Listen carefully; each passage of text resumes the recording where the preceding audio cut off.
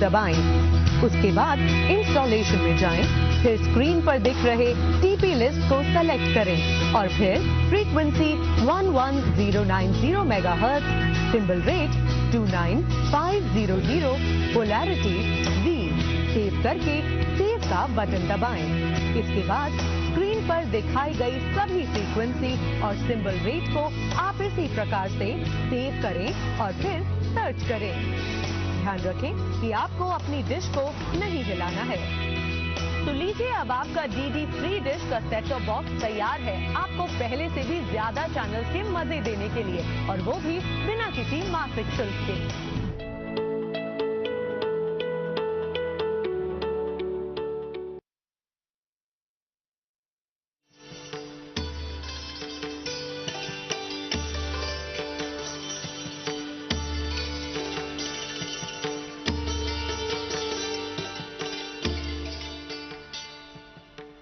दर्शकों नमस्कार।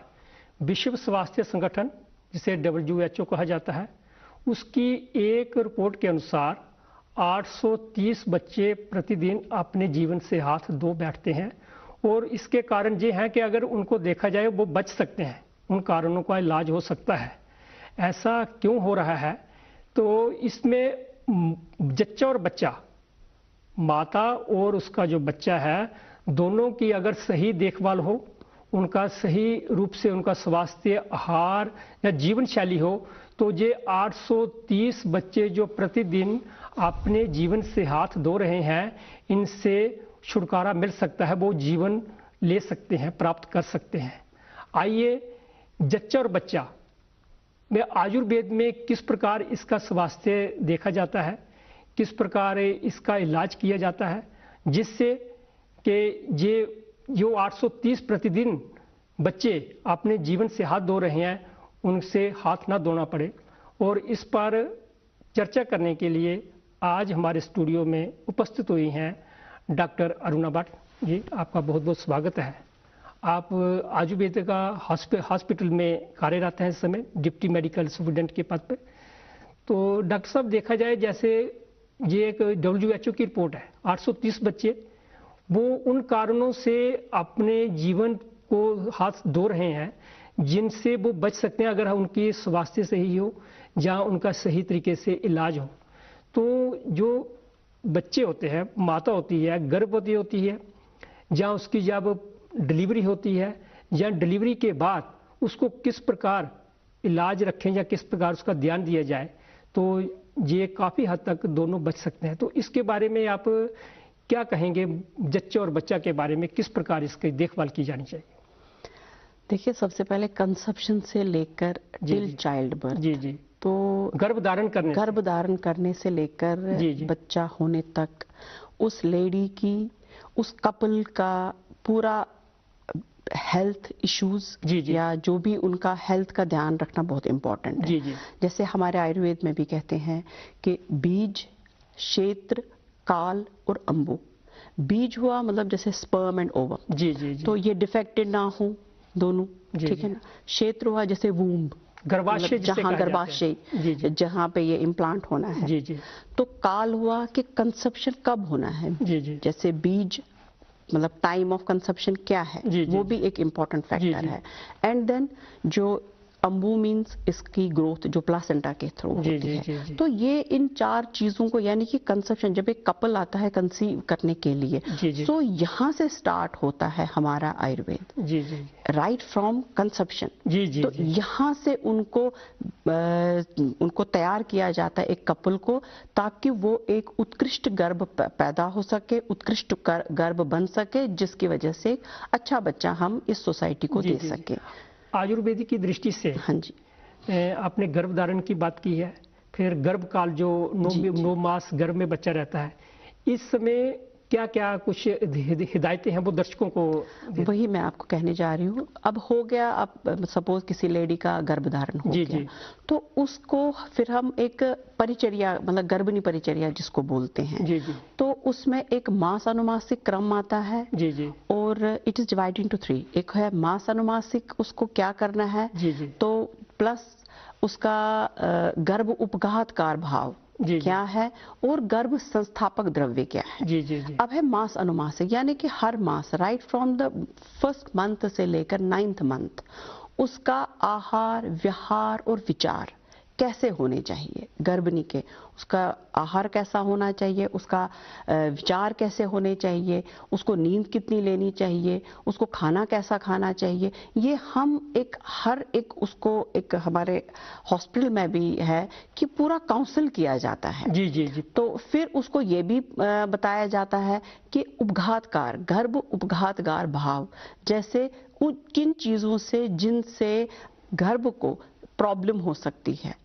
जैसे कई बार मतलब उनको आसन बताया जाता है, जैसे कई बार ऑक्सीजन की कमी की वजह से फीटल हार्ट रेट बढ़ जाती है, तो उसको कैसे शांत रखा जाए, कौन सा आहार और कौन सा विहार उसको नहीं करना चाहिए, ये उसको शुरू से लेकर अंत तक बताया जाता है। डॉक्टर साहब, हॉस्पिटल में भी जो भी आपके पास पेशेंट आते हैं तो गर्भ धारण करने के बाद आते हैं, उनमें पोषक तत्वों की कमी होती है, डॉक्टर यही मुझे सलाह देता है कि इस प्रकार की दवाइयों और ले पोषक तत्व आहार में लें, ठीक।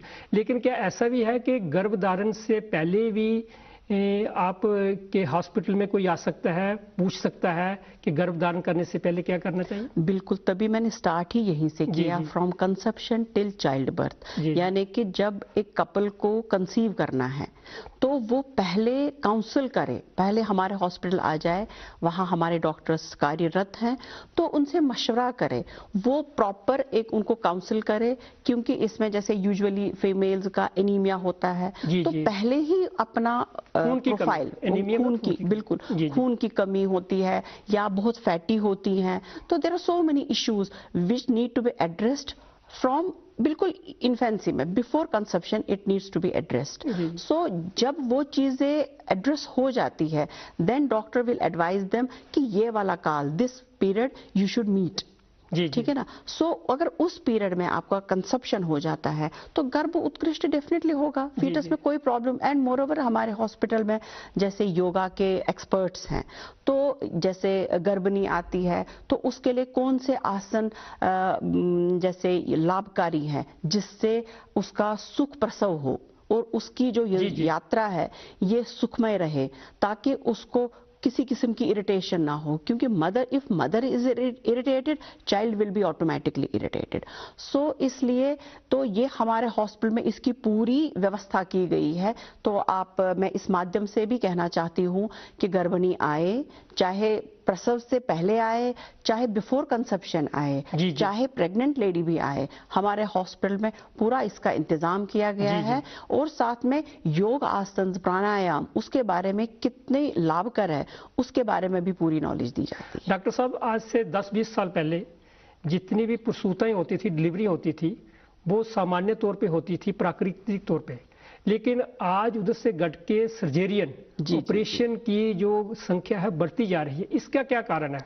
इसका कारण पाश्चात्य है, और क्या कारण है? अपना आहार व्यवहार हमने सब छोड़ दिया, तो वो रीजन है। तो दूसरा, जो गवर्नमेंट ऑफ इंडिया ने भी स्कीम चलाई है सुप्रज्ञा, कि उसमें हम क्या करते हैं,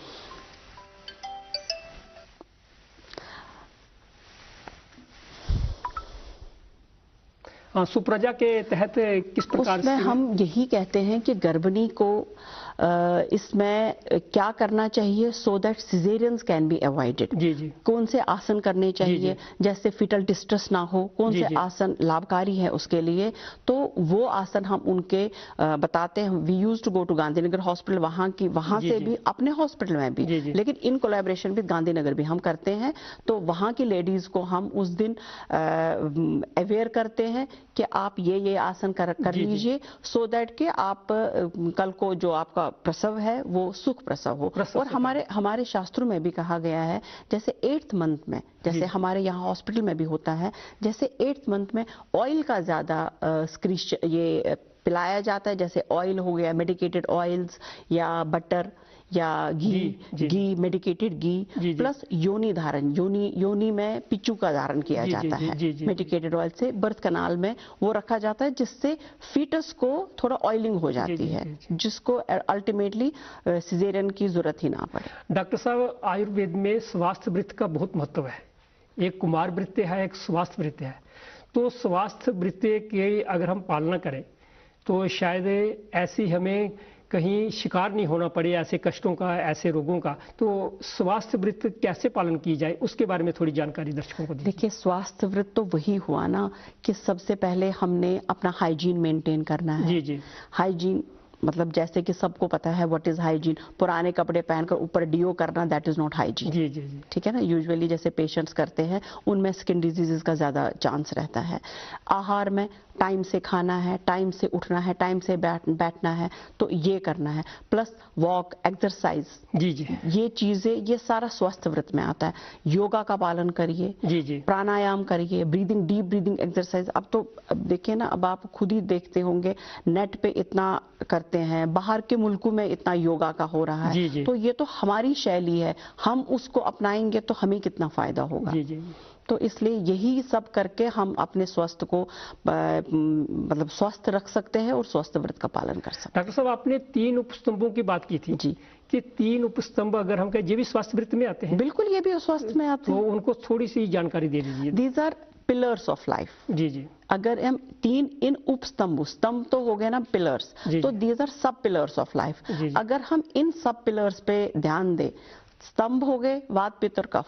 जी जी। इन्हीं का डिरेंजमेंट जब होता है तो हम डिजीज मानते हैं, और वो वात, पित्त, कफ इन सब पिलर्स पे डिपेंड करते हैं। जी जी। जो है आहार, निद्रा और ब्रह्मचर्य। जी जी। इन 3 उपस्तंभों पर हमारा पूरा कॉन्स्टिट्यूशन डिपेंड करता है। सो इन पर अगर हम इनको अच्छे से हम इनको पालन करें तो बीमारियां तो होंगी ही नहीं। जी जी जी। क्योंकि हमारा हेल्थ ही है प्रिवेंटिव एंड प्रमोटिव।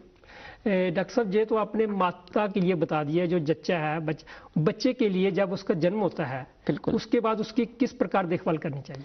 जैसे बच्चा होता है तो उसको जैसे हमारे आयुर्वेद में भी कहा जाता है कि वेल वेंटिलेटेड रूम होना चाहिए। जी जी। जहां से डायरेक्ट सनलाइट ना हो but sunlight should be there, और उसको बला तेल से मालिश की जाए। जैसे आम तेल से मालिश ना करके उसको बला तेल से मालिश है। और स्तनपान 6 महीने तो माँ का ही स्तनपान, उसको पानी वगैरह ना दे, जरूरी ही नहीं है उसको पानी देना, उसको माँ का दूध दिया जाए, वो उसी में उसको वेल सफिशिएंट डाइट है उसके लिए। प्लस वीनिंग, मतलब जैसे दाल का पानी हो गया, जो हम रेगुलर खाना खाते हैं, उसके लिए सेरेलैक होना जरूरी नहीं है। जो हम रेगुलर खाना खाते हैं, दाल का पानी, सब्जी का पानी, यहाँ से स्टार्ट करिए। डॉक्टर साहब, पहला बच्चे के जन्म के बाद दूसरा बच्चे कब सोच करनी चाहिए और कब वो दूसरे बच्चे का जन्म होना चाहिए? सबसे पहले इसके लिए गवर्नमेंट ऑफ इंडिया ने 3 साल का ड्यूरेशन रखा है, लेकिन 1000 डेज। हाँ, 1000 डेज, बिल्कुल बिल्कुल। जी जी, लेकिन हमारे मतलब जैसे as a doctors we must say कि